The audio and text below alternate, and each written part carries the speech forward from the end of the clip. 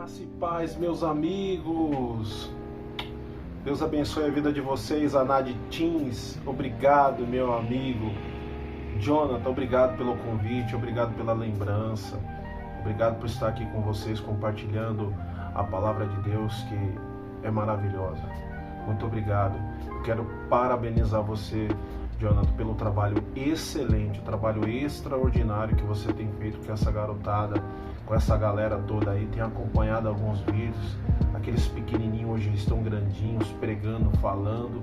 Que Deus te abençoe, viu, querido? Que Deus possa abrir as janelas do céu a teu favor, que possa prosperar aqui nessa terra. Tá te dando sabedoria, discernimento, para que você possa romper barreiras, que você possa cada vez mais ser usado por Deus. Tá bom, meu amigo? Saudade de você, viu? Um abraço a todos que estão nos acompanhando aí. E eu quero compartilhar. Nosso tempo é muito curtinho, eu quero ser bem breve contigo. Quero compartilhar a primeira carta, né? 1 João, capítulo 4, verso de número 1. Acompanhe comigo aí, você está com Bíblia, acompanhe junto comigo, do 1 ao 6. Amados, não creais em todo espírito, mas provai se os espíritos são de Deus, porque já muitos falsos profetas se têm levantado no mundo. Nisto conhecereis o Espírito de Deus. Todo espírito que confessa que Jesus Cristo veio em carne é de Deus. E todo espírito que não confessa que Jesus Cristo veio em carne não é de Deus, mas este é o espírito do anticristo, do qual já ouviste que há de vir, e eis que está já no mundo. Filhinhos, sois de Deus e já os tendes vencido, porque maior é o que está em vós do que o que está no mundo.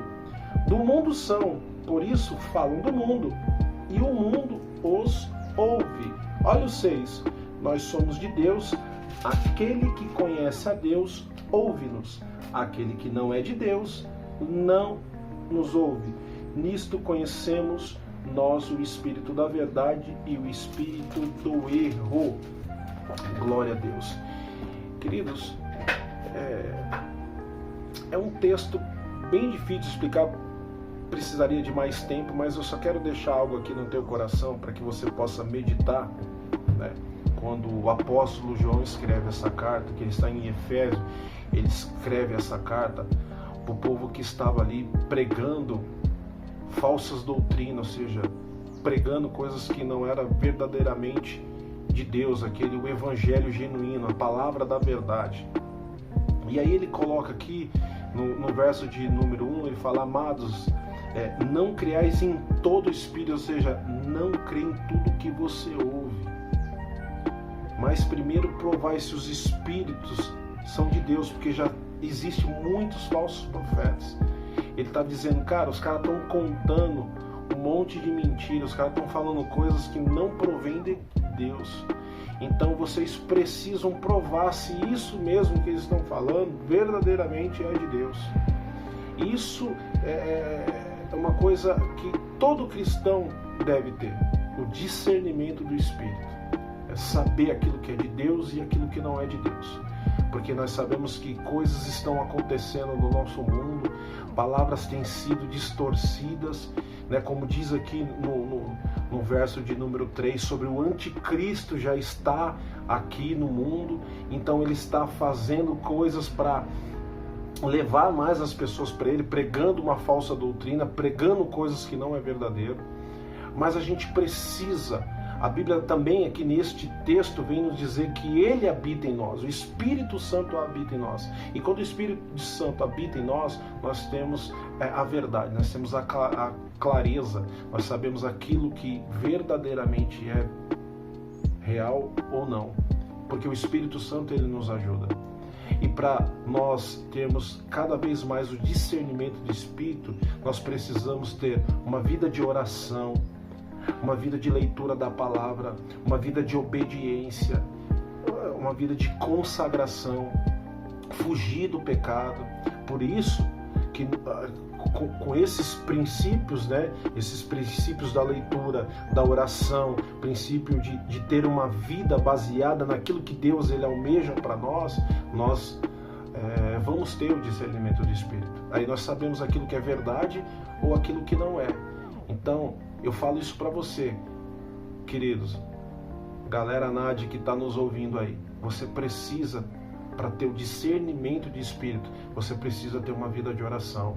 Você precisa ter uma vida de leitura da palavra, de conhecer essa verdade. Porque a palavra de Deus diz, eu só dou aquilo que eu tenho, eu só falo aquilo que eu tenho. Então quanto mais eu tenho da palavra de Deus, eu vou falar mais a palavra de Deus, eu vou viver mais a palavra de Deus. Eu vou manifestar mais a palavra de Deus na vida das outras pessoas. E aí eu tenho discernimento, eu tenho uma vida de oração, eu tenho uma vida de busca, uma vida de obediência, uma vida de fugir da aparência do mal, de fugir de mentira, fugir daquilo que não provém de Deus, fugir do pecado. Isso são os pilares para nós termos o discernimento do Espírito.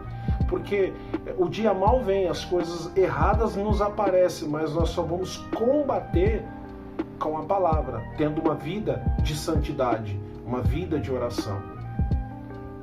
Eu precisava de muito mais tempo para falar sobre isso, mas eu só quero deixar só um exemplo para você.